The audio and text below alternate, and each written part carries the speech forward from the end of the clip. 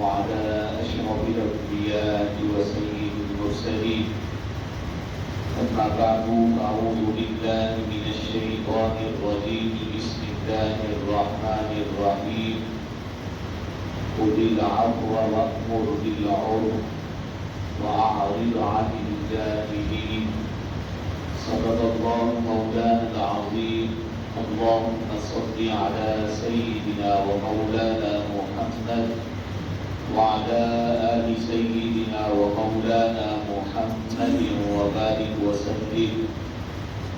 اللہ تعالیٰ نے قرآن مجید برہان رشید میں اپنے محبوب علیہ السلام کو حکم ارشاد فرمایا، خذ العفو، حضور مہربانی سے کام لی، وأمر بالمعروف، اور نیکی کا حکم دے، وأعرض عن الجاہلین، اور ایسے لوگ جو آپ کی اہانت کرتے ہیں، آپ کو تکلیف دیتے ہیں، ان سے درگزر کر دے۔ یہ اللہ تعالیٰ نے اپنے محبوب علیہ السلام کو اخلاق عالیہ بتائے۔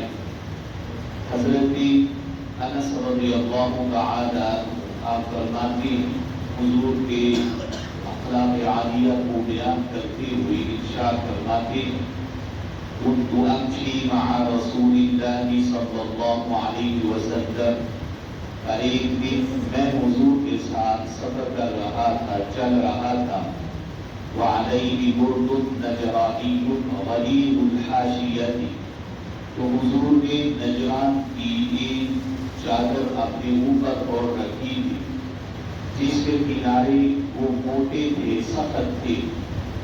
فأدركه الأعرابي، میں اور حضور چل رہے تھے تو پیچھے سے ایک اعرابی آیا، ایک دیہاتی آیا، فجبده برضائه جبزة شديدة، اس نے پیچھے سے آ کے حضور کی چادر مبارک کو بڑی زور سے کھینچا۔ فنظرت إلى صفحة عاتق النبي صلی اللہ علیہ وسلم، تو میں نے حضور کی یہ چاندی سے خوبصورت چمکتی ہوئی سفید گردن مبارک کو دیکھا۔ قد أثرت بها حاشية الرضاء من شدة جبزته، اس نے اتنی زور سے کھینچا تھا کہ حضور کی گردن مبارک پر اس چادر کا نشان پڑ چکا تھا۔ تو کہا ثم قال یا محمد مر لی من مال اللہ الذی عندک، تو اس کے بعد کہنے لگا، حضور آپ کو جو اللہ نے مال عطا فرمایا ہے، آپ حکم دیں اس سے کچھ مجھے بھی عطا کیا جائے۔ تو حضرت انس وہ دیکھ رہے کہ سارا منظر، انہوں نے دیکھا کہ یہ کس طرح اس نے سرکار دو عالم صلی اللہ علیہ وسلم کی چادر کو پہنچا کہ آپ کی گردن مبارک پر وہ سخت نشان پڑ چکے تھے۔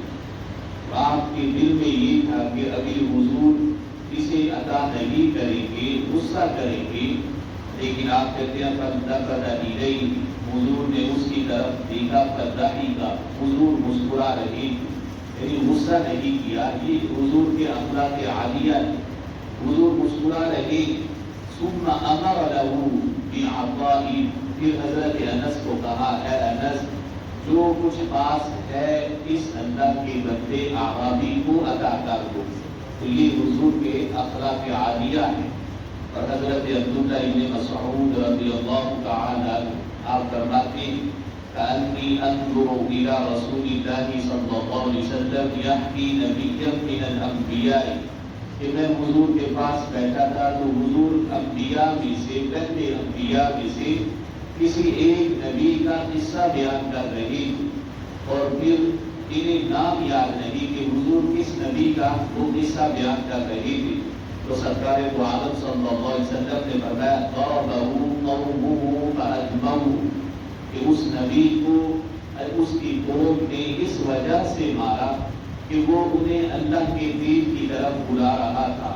تو کا اتنا مارا فأدموہ کہ ان کے جسم سے خون جاری ہو رہا تھا، خون بہ رہا تھا۔ وَهُوَ يَمْسَحُ الدَّمَ عَنْ وَجْهِهِ، تو وہ اپنے جسم سے خون کو صاف کر رہے تھے اللہ کے نبی۔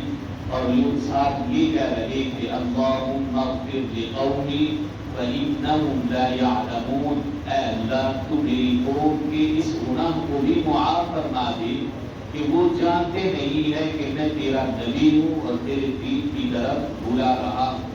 اور شارحین نے لکھا کہ وہ کوئی اور نبی نہیں تھے، یہ ہمارے نبی جنہیں احد میں پتھر مارے گئے، دندان مبارک شہید ہوئے، رخسار مبارک سے بھی خون بہتا رہا، تو حضور احد کے میدان میں اپنے خون کو اس طرح صاف کرتے اور ساتھ کہتے اے اللہ تو میری اس قوم کو معاف فرما دے، اس کا یہ گناہ بخش دے، یہ جانتے نہیں کہ میں تیری طرف سے رسول بنا کے بھیجا گیا۔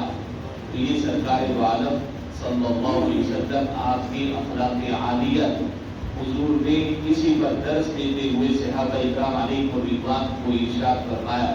اور حضرت ابو ہریرہ راوی آپ فرماتے ہیں سرکار نے فرمایا لیس الشدید بالسرعۃ، تمہیں میں بتاتا ہوں پہلوان وہ نہیں جو دوسرے کو زمین پر گرا دے، کہ یہ پہلوان نہیں، انما الشدید الذی یملک نفسہ عند الغضب، فرمایا پہلوان وہ شخص ہے جو اپنے غصے پر کنٹرول کر دے کہ غصہ آئے اس کا دل چاہے کہ انتقام لیا جائے، لیکن وہ اپنے آپ پر قابو رکھ کے اللہ کی رضا کے لیے لوگوں کو معاف کر دے، تو فرمایا یہ اصل میں پہلوان ہے۔ تو اللہ تعالیٰ نے حکم فرمایا سرکار دو عالم صلی اللہ علیہ وسلم کو خذ العفو، آپ درگزر سے کام لے، وَأْمُرْ بِالْمَعْرُوفِ اور نیکی کا حکم ادا فرمائے، وَأَعْرِضْ عَنِ الْجَاهِلِينَ محبوب صلی اللہ علیہ وسلم جو آپ کو تنگ کرتے تکلیف دینا چاہتے ہیں آپ ان سے اعراض فرمائیں، درگزر فرما دیں، ان کی طرف توجہ نہ دیں۔ اللہ تعالی ہمیں بھی حضور کے اخلاق عالیہ میں سے کچھ حصہ ادا فرمائے۔ وآخر دعوانا ان الحمد للہ رب العالمین۔